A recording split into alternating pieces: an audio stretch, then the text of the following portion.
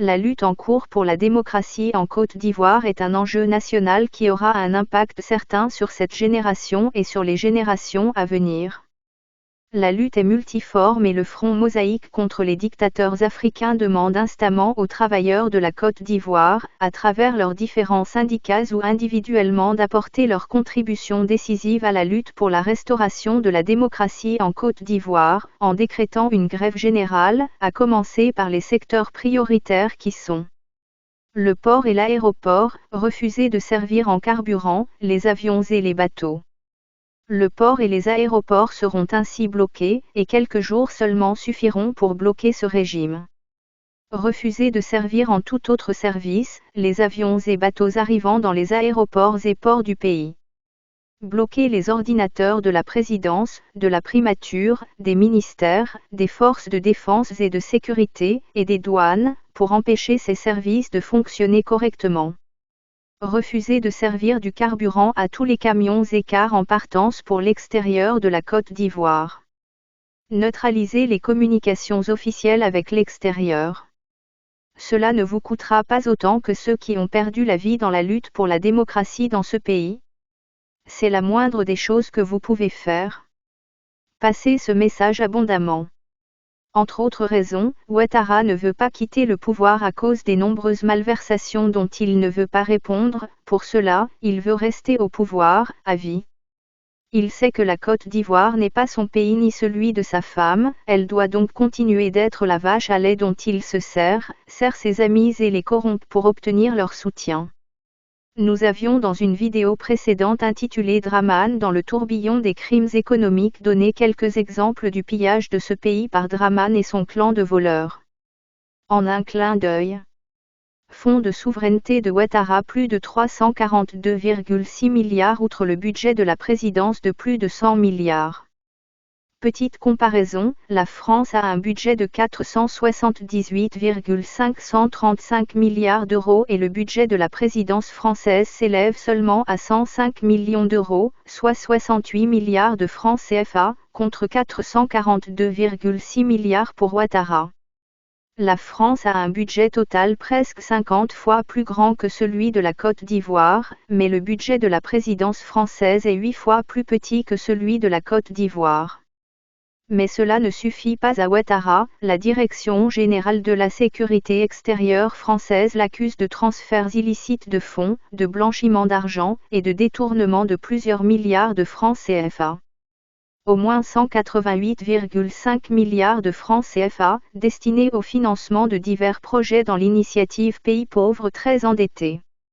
Il a viré tout cet argent sur le compte de Bénédicte Seigneur, son gendre, époux de sa fille Fanta Catherine Ouattara.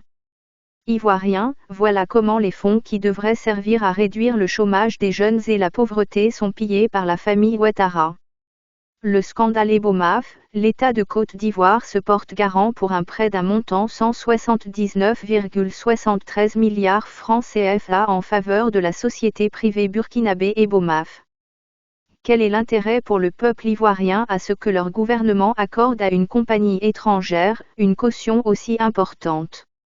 Étant garante, la Côte d'Ivoire va rembourser ce prêt en cas de faillite d'Ebomaf ou de refus de rembourser. Les scandales à répétition sont révélés chaque jour dans la presse internationale. Le clan de Dramane ne se contente pas de piller, il mène aussi une guerre sans merci contre les investisseurs ivoiriens. Comme le démantèlement et pillage des sociétés d'agrobusiness qui brassaient des milliards qui échappaient au contrôle du clan Ouattara. Dramane va rééchelonner la dette colossale qu'il a contractée pour des projets bidons, pendant qu'il est au pouvoir et quand il quittera le pouvoir, le peuple aura à la rembourser.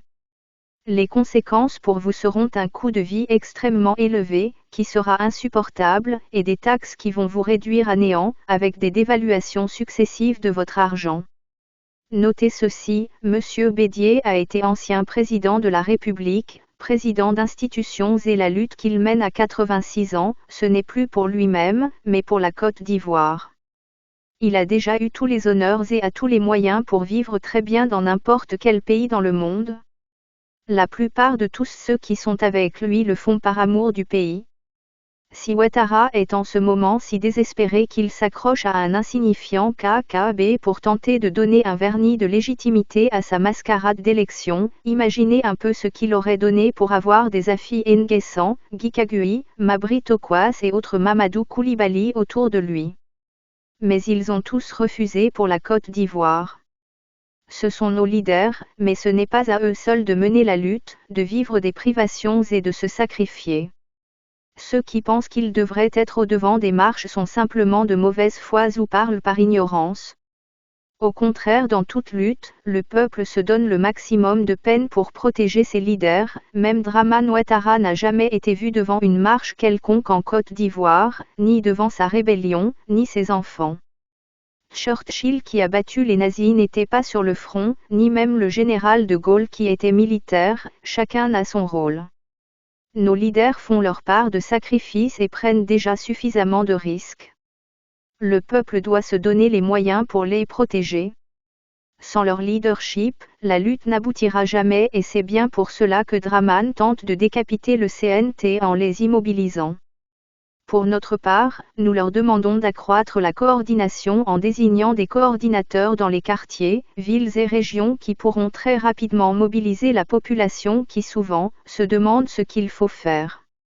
Les paysans et les jeunes à travers le pays ont montré leur sens de responsabilité en empêchant, avec beaucoup de succès, ce viol électoral. Aux travailleurs maintenant de faire leur part si la Côte d'Ivoire, leur pays les intéresse. Si leur avenir et l'avenir de leurs enfants les intéressent, s'ils ne veulent pas se retrouver étrangers, exclus dans leur propre pays. Nous les invitons à mener la grève dans tous les secteurs clés de l'économie, en particulier dans les domaines cités plus haut. L'aéroport, le port, certaines infrastructures informatiques et de communication, le transport routier vers l'extérieur. Seuls les secteurs de la santé devront être épargnés. Dans un régime dictatorial, la lutte syndicale vient en complément de la lutte politique. Ici même en Côte d'Ivoire, le syndicat agricole africain fut à l'origine de l'émancipation des peuples africains et a aboli le travail forcé. Il devint l'outil du PDCI qui mena ce pays à l'indépendance. Dans les années 1990, les héroïques dirigeants syndicaux tels le regretté professeur Marcel Été, le très regretté Merenga et Basile et d'autres courageux syndicalistes, ont contribué de façon décisive à l'instauration du multipartisme. À la présente génération de démontrer son sens de responsabilité, son courage, sinon la Côte d'Ivoire perdra tous ses acquis. Partout ailleurs dans le monde, les luttes syndicales ont forcé les régimes dictatoriaux à devenir un peu plus humains et d'être à l'écoute du peuple. Un cas d'école est Solidarność de la Pologne dirigé par Lech Walesa pendant les temps durs du rideau de fer. Travailleurs ivoiriens, votre pays attend votre contribution. Toute lutte demande des sacrifices, faites votre part.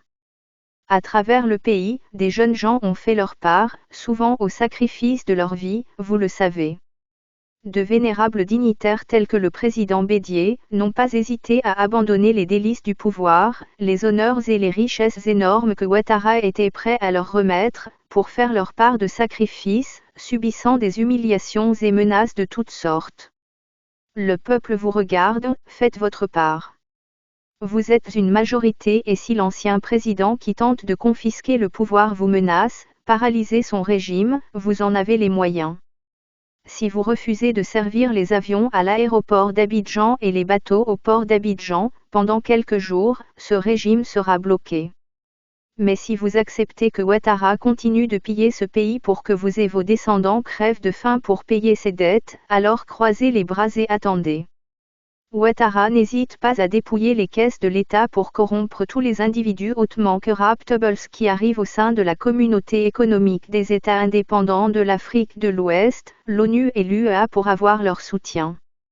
Ne vous laissez pas influencer par leur titre de représentant de l'ONU ou de l'UEA. C'est certainement le paradis pour les Ghanéens comme Ibn Chaba qui y pullulent, mais leurs salaires que vous trouverez sur l'Internet ne peuvent jamais leur permettre de vivre le train de vie de luxe dont ils rêvent et qu'ils peuvent enfin s'offrir grâce aux milliards de la Côte d'Ivoire, volés par Ouattara. Si vous voulez que cette haute corruption continue avec l'argent de la Côte d'Ivoire que vous et vos enfants devrez rembourser un jour, alors restez les bras croisés. Si vous voulez que des innocents qui ont osé se plaindre courageusement comme la brave Pulchérie Gebalai et bien d'autres croupissent et même meurent dans les geôles de Ouattara, alors restez les bras croisés. Si vous voulez que les braves officiers et agents des forces de défense tels que le général Dogbo, les commandants Seka et Abei, et bien d'autres qui ont défendu notre pays, qui ont défendu nos vies croupissent et meurent dans les geôles de Ouattara. Restez les bras croisés. Si vous voulez que des milliers d'Ivoiriens demeurent et meurent en exil, alors, continuez de maintenir les bras croisés. Si vous maintenez les bras croisés et avez le courage de vous regarder dans un miroir, c'est que vous n'êtes pas des hommes, vous êtes des moins que rien qui ne méritent que ce qui arrive à ce pays.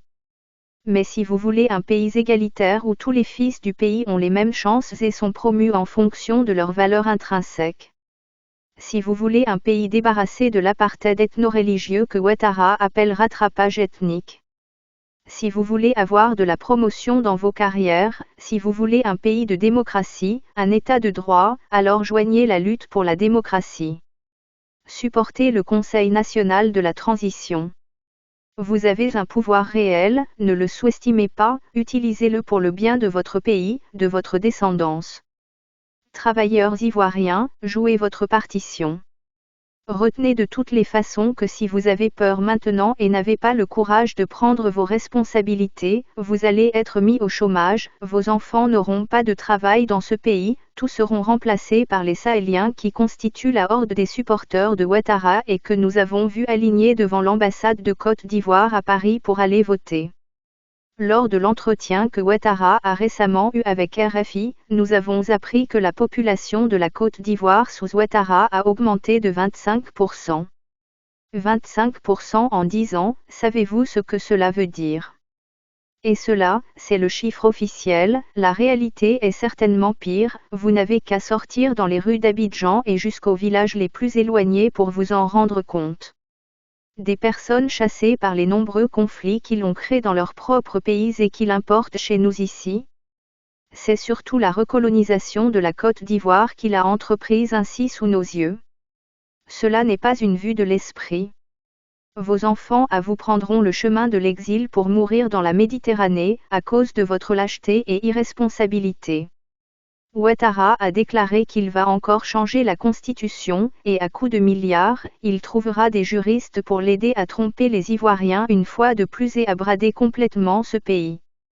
Prenez courage et soutenez la lutte pour une Côte d'Ivoire meilleure, démocratique et fraternelle.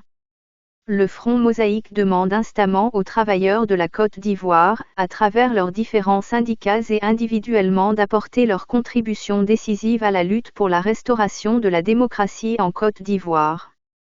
Ceux qui ne peuvent pas, par manque de courage ou dont le syndicat ne suivra pas ce mot d'ordre, déclarez-vous malade pour ne pas vous rendre au service.